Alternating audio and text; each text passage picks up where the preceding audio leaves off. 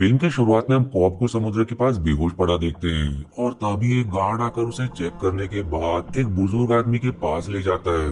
और फिर गार्ड उस बुजुर्ग को बताता है कि शख्स के पास से हमें एक बंदूक और एक चक्री मिली है। जिस पर फिर वो बुजुर्ग कॉब से सवाल करता है कि क्या तुम मुझे मारने आए हो। और अब ऐसा कहकर वो कॉब की चक्री को नचाते हुए कहता है कि इसे मैंने बहुत साल पहले एक शख्स के पास देखा था। जिसके बाद ये मूवी पास में मुड़ जाती है जहाँ हम कॉब को उसी बुजुर्ग के जवान रूप के साथ देखते हैं जिसका नाम सेटो होता है। कॉब अब सेटो से सवाल करता है कि सबसे खतरनाक पैरासाइट क्या है, क्या वो बैक्टीरिया है या वो वायरस। और फिर वो खुद ही अपने सवाल का जवाब देते हुए कहता है कि सबसे खतरनाक पैरासाइट एक विचार है जो हमसे कुछ भी करवा सकता है, क्योंकि यदि हमारे मन में गलत विचार डाल दिए जाए तो समय के साथ वो विचार बदलते रहेंगे जिससे हम बुरे इंसान बन जाएंगे। जिसके बाद कॉब रिवील करता है कि दुनिया में ऐसे लोग भी हैं जो आपके सपने में घुसकर आपके दिमाग से कोई भी जानकारी चोरी कर सकते हैं। इसलिए मैं आपको ऐसी ट्रेनिंग दे सकता हूँ जिससे कोई भी चोर आपके दिमाग से कोई भी जानकारी चोरी ना कर सके, पर इसके लिए मुझे आपके दिमाग में प्रवेश करना होगा। पर इस पर सेठो मना करते हुए वहाँ से चला जाता है क्योंकि उसे इस सब के बारे में पहले से पता था।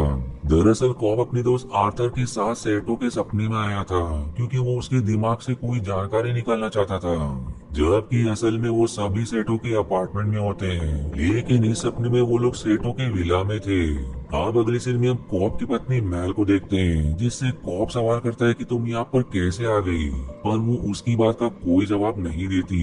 जिसके बाद कॉब सेठो की तिजोरी से कुछ डॉक्यूमेंट चोरी करता है। दरअसल वो लोग सेठो के सपने में हैं, जहाँ ये तिजोरी सेठो के अंतर्मन यानी कि सबकॉन्शियस माइंड को रिप्रेजेंट करती है।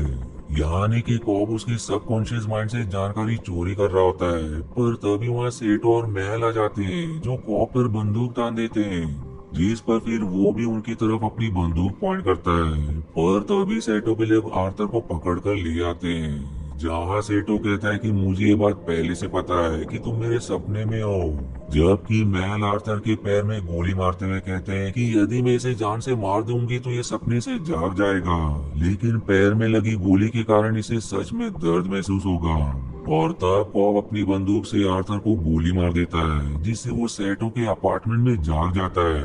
और अब यहाँ उसके साथ एक और आदमी होता है जो इस सपने का आर्किटेक्ट था और उसी ने सपना डिजाइन किया था। और उनके साथ सेठो और कॉब भी होते हैं जो अभी तक जागे नहीं थे। जिसके बाद आर्किटेक्ट कॉब को बाथटब में धक्का देता है जिससे वो सपने से बाहर आ जाता है, जबकि इस तरफ सेठो भी जाग चुका होता है जो जागते ही आर्थर पर बंदूक तान देता है, लेकिन सही समय पर कॉब उसे बचा लेता है। अब दूसरी तरफ हम एक ट्रेन का सीन देखते हैं जहाँ सेठो, आर्किटेक्ट आर्थर और कॉब ये चारों सो रहे होते हैं, जिसका मतलब ये है कि वो लोग सेठो के अपार्टमेंट में नहीं बल्कि अब भी सपने में है। यानी कि वो लोग सपने के अंदर ही सपना देख रहे थे। जिस बात का ही फायदा उठाकर कॉप सेठो को जमीन पर धक्का देते हुए उस पर बंदूक तान देता है और फिर उससे वो जानकारी मांगता है जिसके लिए वो लोग सेठो के सपने में गए थे। पर तभी सेठो कॉप से कहता है कि तुमने मुझे धक्का देकर जिस कालीन पर गिराया है वो पॉलिस्टर की है, जबकि मेरे अपार्टमेंट की कालीन वूल की है। यानी कि मैं अब भी सपना देख रहा हूँ। और इसके बाद आर्किटेक्ट रिवील करता है कि ये तुम्हारा नहीं बल्कि मेरा सपना है। जिसके बाद फिर सेठो को छोड़कर बाकी सब भी ट्रेन में जाग जाते हैं और तब कॉब इस मिशन में फेल होने की वजह से वहाँ से चला जाता है।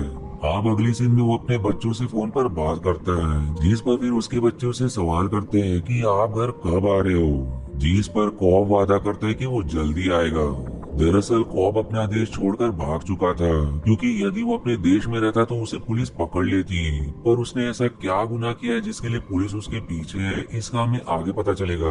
अब इसके बाद हम कॉब और आर्थर को कहीं जाता हुआ देखते हैं जिसके लिए वो एक हेलीकॉप्टर पर जाते हैं और उस हेलीकॉप्टर में सेठो होता है जिसने आर्किटेक्ट को बंदी बना लिया होता है। अब यहाँ सेठो कॉब को अपने लिए काम करने का ऑफर देते हुए कहता है कि यदि तुम मेरे कॉम्पिटिटर के बेटे के मन में ये विचार डाल दो कि वो अपनी कंपनी बंद करके कोई नया काम शुरू करे तो मैं तुम्हारा पुलिस केस खारिज करवा दूंगा, जिससे तुम अपने देश में जाकर अपने बच्चों से मिल सकोगे। दरअसल सेठो बहुत बड़ा बिजनेसमैन है जो पैसों के दम पर कॉब के केस को डिसमिस करवा सकता है, पर इस पर कॉब कहता है कि किसी के दिमाग में नया आइडिया डालना इतना आसान नहीं है। पर सेठो उसे एक बार फिर से सोचने को कहकर वहाँ से चला जाता है। जिसके बाद फिर कॉब अपने ससुर के पास जाता है जो एक कॉलेज में प्रोफेसर होते हैं। कॉब अब उन्हें सारी बात बताकर नए आर्किटेक्ट को ढूंढने में मदद मांगता है क्योंकि उसके आर्किटेक्ट को सेटो के आदमी ले गए होते हैं। जिस पर उसके ससुर कॉब को एरिंडा से मिलवाते हैं, जिससे कॉब कहता है कि तुम मुझे ऐसी भूल भुलैया बनाकर दिखाओ जिसे बनाने में 2 मिनट लगे और उसे बाहर निकलने में 1 मिनट। इसलिए अब एरिंडा कुछ कोशिशों के बाद कागज पर ऐसी ही भूल भुलैया बना देती है। फिर अगले सीन में हम एरिंडा और कॉब को एक ओपन रेस्टोरेंट में देखते हैं जहाँ कॉब उसे कहता है कि इंसान जब तक अपने सपनों में होता है उसे सब कुछ सच लगता है। इसलिए मैं चाहता हूँ कि तुम मेरी टीम में आर्किटेक्ट बनकर सपनों को तैयार करो जिसमें हमारा सब्जेक्ट खुद ब खुद डिटेल भर लेगा। वो आगे ये भी रिवील करता है कि सपनों की खास बात ये होती है कि हमारा सपना बीच से शुरू होता है जिससे हमें ये पता भी नहीं होता कि उस जगह पर हम कैसे आ गए।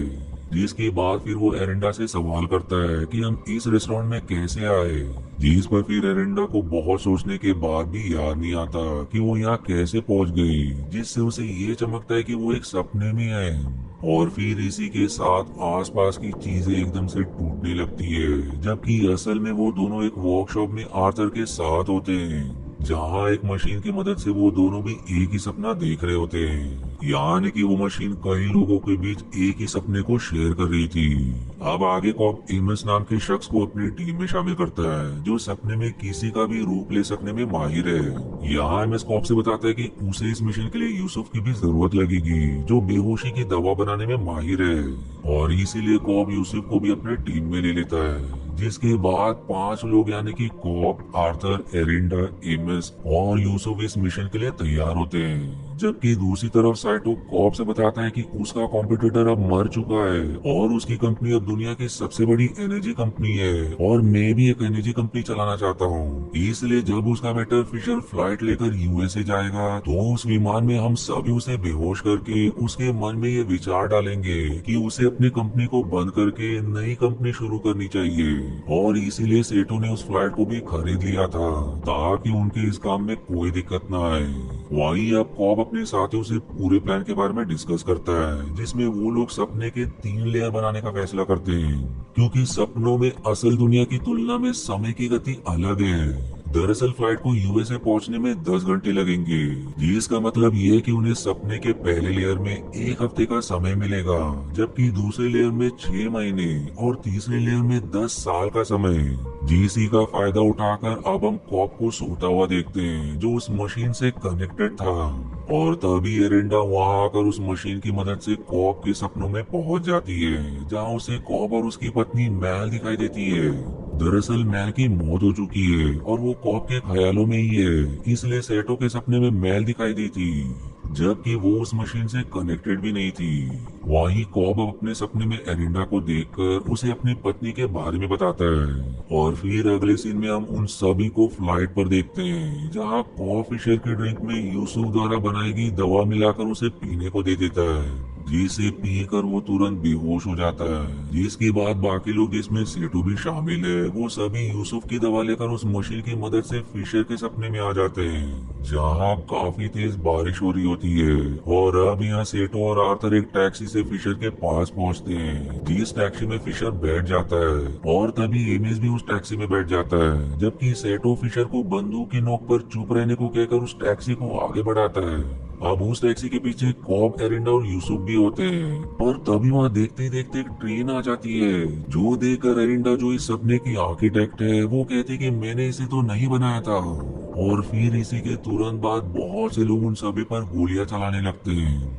दरअसल ये सभी फिशर के सबकॉन्शियस के रक्षक थे क्योंकि वो भी सपनों के द्वारा विचारों की चोरी के बारे में जानता था, इसलिए उसने अपने दिमाग को उसी तरह ट्रेन किया था। जो देखकर वो सभी एक अबैंडन्ड फैक्ट्री में आ जाते हैं जहां वो फिशर को बंदी बनाकर किसी तिजोरी का पासवर्ड पूछते हैं, और वहीं सेटो को इस अबैंडन्ड फैक्ट्री में आने से पहले गोली लग चुकी होती है जिस कारण उसे काफी दर्द हो रहा होता है। इसलिए अब एमस उसे गोली मारने पड़ता है क्योंकि इससे वो सपने से जाग जाएगा। और तभी कॉब उसे याद दिलाता है कि हम सपने में आने के लिए बहुत ही ताकतवर नींद की दवा ले रखी है, जिस कारण यहाँ मरने पर सेटो सपने से नहीं जागेगा बल्कि वो लिम्बो में पहुंच जाएगा। और लिम्बो एक ऐसी जगह है जिसमें हम सपने और सच के बीच बिल्कुल भी फर्क नहीं कर पाएंगे, जिससे एक इंसान हमेशा के लिए कोमा में जा सकता है। इसलिए वो लोग सेटो और बाकी सभी को सपने के अगले लेवल में जाने का प्लान बनाते हैं, जिससे वो लोग फिशर के सबकॉन्शियस के रक्षकों से बच पाएंगे, जिससे उन्हें ज्यादा समय भी मिल जाएगा। पर इससे पहले वो लोग एमएस को फिशर का अंकल बनाकर उस तिजोरी का पासवर्ड पूछते हैं, क्योंकि वो तिजोरी उसका सबकॉन्शियस माइंड है, जिसमें उन्हें कंपनी को बंद करके नई कंपनी खोलने का विचार डालना था। जिसके लिए ही एमएस उसके अंकल का रूप लेकर फिशर के पास पहुंचता है और ऐसा दिखावा करता है मानो उसे भी कॉप के लोगों ने अगवा किया है। वो फिशर से कहता है कि उस तिजोरी में तुम्हारे पिता की दूसरी वसीयत है, इसलिए उसका पासवर्ड इन्हें दे दो, क्योंकि वो वसीयत इनके किसी काम की नहीं है। पर फिशर कहता है कि मुझे कोई पासवर्ड नहीं पता। और वहीं दूसरी तरफ एरिंडा कॉप से लिम्बो के बारे में पूछते हुए कहती है कि मुझे पूरी बात बताओ, क्योंकि मैं जानती हूँ कि वो ट्रेन तुम्हारी वजह से ही आई थी। और तब कॉप रिवील करता है कि मैं और मेरी पत्नी सपनों की दुनिया में बार बार जाया करते थे, और आखिर में फिर हम इस सब में लिम्बो में पहुंच गए, जहाँ हमें असल दुनिया और सपनों की दुनिया में फर्क नहीं पता चला। दरअसल सपने और सच्चाई का पता लगाने के लिए सभी के पास एक टोटेम होता है, और मैल का टोटेम एक चक्री था, जिसे सपनों की दुनिया में नचाने पर वो बिना रुके गोल घूमता रहता है, जबकि असल दुनिया में वो रुक जाता है। वो आगे ये भी शेयर करता है कि उसे सपनों की दुनिया में रहते हुए 50 साल बीत गए, और जैसे उसे ये एहसास हुआ कि वो काफी समय से यहाँ है, तो उसने मैल को बताने की कोशिश की, पर मैल को यही लगता था कि वो असल दुनिया में है। इसलिए कॉब ने उसके दिमाग में ये विचार डाला कि वो सपने में है, और इसीलिए अंत में उन दोनों ने ट्रेन के पटरियों पर अपनी जान दे दी, जिससे वो असल दुनिया में जाग गए। और क्योंकि मैल के दिमाग में ये विचार डाल चुका था कि वो असल दुनिया में नहीं है, इसलिए असल दुनिया में आने के बावजूद उसे ऐसा लग रहा था कि वो सपने में ही है। इसलिए आखिर में उसने एक ऊंची बिल्डिंग से कूदकर जान दे दी, और मरने से पहले उसने ये लेटर लिख दिया कि उसका पति उसे मारना चाहता है। दरअसल उसने ऐसा इसलिए किया क्योंकि उसे ये लगता था कि सपनों की दुनिया में पुलिस वाले कॉप को पकड़ने आएंगे, जिससे वो आत्महत्या करके असल दुनिया में आ जाएगा। लेकिन मैल को ये नहीं पता था कि वो असल दुनिया में ही है, इसीलिए कॉप के पीछे पुलिस पड़ गए, और इसीलिए उसे अपना देश छोड़ना पड़ा। अब इस तरफ कॉप अपना चेहरा ढककर फिशर से सवाल करता है कि तुम्हारे मन में आने वाले 6 अंक बताओ, जिस पर फिशर उसे रैंडमली कुछ नंबर्स बताता है, और ठीक उसी समय सबकॉन्शियस के रक्षक आ जाते हैं। इसलिए वो लोग फिशर को बेहोश करके एक गाड़ी में डालकर सपनों के दूसरे लेयर में ले जाते हैं, जबकि पहले लेयर में यूसुफ गाड़ी चला रहा होता है, और अब दूसरे लेयर में वो सभी एक होटल में होते हैं, जहाँ कॉप फिशर का विश्वास जीतकर उसे ये बताता है कि ये दुनिया नकली है और तुम्हारे पीछे कुछ लोग लगे हुए हैं। जिसके बाद वो लोग उसे एक कमरे में ले जाते हैं, जहाँ 2 आदमी आते हैं, जिन्हें मारने के बाद उसे फिशर का अंकल मिलता है, जिस पर फिर कॉप कहता है कि ये सब तुम्हारे अंकल की साजिश है, यानी तुम्हारे अंकल अगवा नहीं हुए बल्कि उसी ने सारी साजिश की है। और फिर कॉप फिशर से ये भी कहता है कि हम इसके दिमाग में जाकर जानकारी निकालेंगे कि इसने साजिश क्यों रची। इसलिए अब वो सभी उसके अंकल के दिमाग में जाते हैं, पर असल में वो लोग एमिस के सपने में जाते हैं, क्योंकि उसी ने अंकल का रूप बनाया था। और ये सपने का तीसरा लेयर था, जिसमें उन्हें काफी समय मिलता है, और अब वो सभी खुद को एक बर्फीले पहाड़ पर पाते हैं, जहाँ एक फैसिलिटी होती है जिसमें बहुत से सोल्जर्स थे। जिसके बाद वो सभी किसी तरह उन सोल्जर से लड़ते हुए अंदर जाते हैं, पर तभी वहाँ मैल आ जाती है, जो कॉप के दिमाग के ऊपर यानी कि उसका गिल्ट होता है, और फिर वो फिशर को गोली मार देती है। और क्योंकि उसे नींद की दवा दी गई थी, इसलिए वो लिम्बो में चला जाता है, जबकि इस तीसरे लेयर में सेटो की मौत हो जाती है, क्योंकि वो पहले लेयर में बुरी तरह घायल था। अब लिम्बो से बाहर आने का 2 ही तरीका है। पहला कि यदि कोई लिम्बो में मर जाए और उसी समय उसके ठीक पहले वाले लेयर में उस इंसान को किक किया जाए, जो कि इस केस में म्यूजिक है, तो वो लिम्बो से निकलकर वापस से अपने सपने के उसी लेयर में आ जाएगा।